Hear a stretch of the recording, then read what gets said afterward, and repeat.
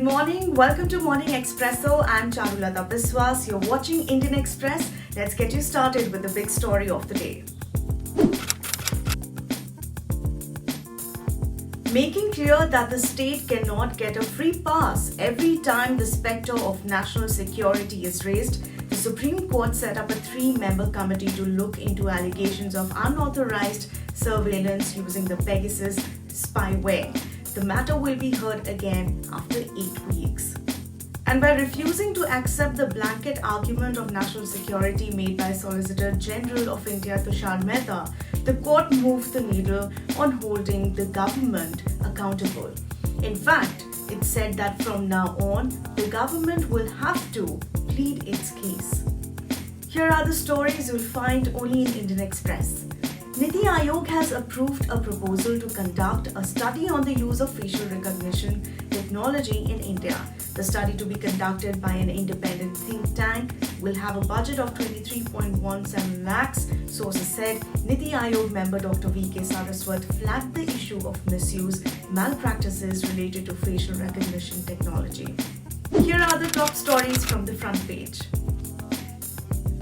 India expressed concern over China's new land boundary law, calling it a unilateral move that has implications on bilateral border agreements. NDA spokesperson Arindam Bagchi said, India expects that China will avoid action under the pretext of this law, which could unilaterally alter the situation in border areas. You can read more on IndianExpress.com. A day after members of Hindu outfits forcibly entered an Agra Engineering College and created a ruckus inside campus, 3 Kashmiri students of the institute were arrested for allegedly sharing anti-India messages after Pakistan's win over India at a T20 World Cup match. The administration of Raja Balwant Singh Engineering Technical College, which already rusticated the 3 students on Monday, announced that it would be shut down until action is taken against those who forcibly entered the college. Here are the must-reads. With the JDU and its NDA allies ramping up campaigning efforts ahead of the upcoming by-polls in Tarapur constituency in Munger district, the RJD is pinning hopes on caste calculations to upset the ruling party. While the JDU has stuck to a candidate from Kushwaha community, which has sent winners from the seat since 1980, the RJD has taken a calculated risk in fielding a candidate from another OBC community, Vaishyas. The RJD strategy appears to revolve around efforts to split votes from Vaishya community, traditionally BJP supporters, while consolidating its own Yadav vote bank. What caused the hours-long power outage in Mumbai last year? Several theories have emerged over the months, some more bizarre than others. An international cybersecurity firm and a Maharashtra minister suggested that the outage was due to cyber sabotage by Chinese hackers. Well, according to a report by a technical audit committee, it occurred due to cascade tripping. The Talegaon Kalwa line was damaged in heavy rains on October 10th. This led to a load on 3 other lines, Principal Secretary in the Energy Department Dinesh Wagmare said.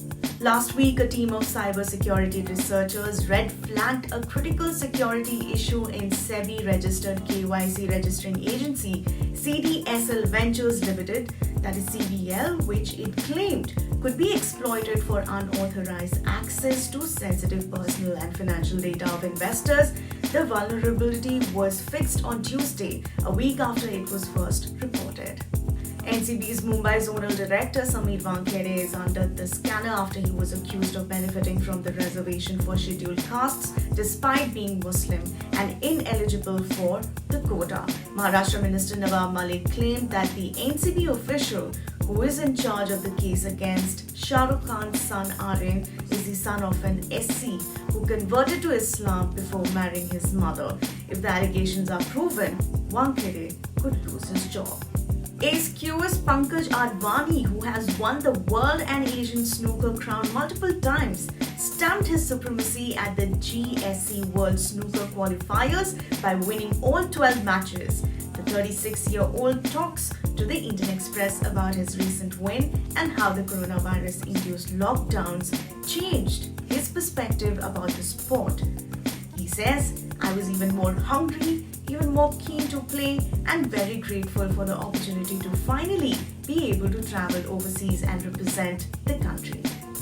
In today's Delhi Confidential, we talk about the recent meeting of Council of Ministers earlier this week where PM Narendra Modi suggested that the ministers could have a carpooling system to come for the meeting, sources have said.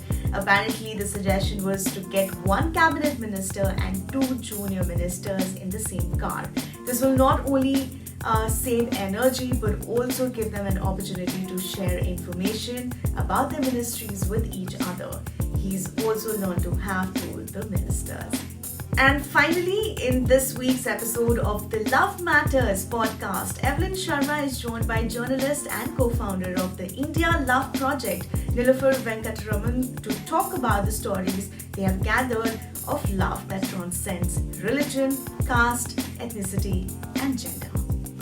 That's a wrap from my end. For more news and updates, subscribe to our channel, Indian Express. Thank you for watching.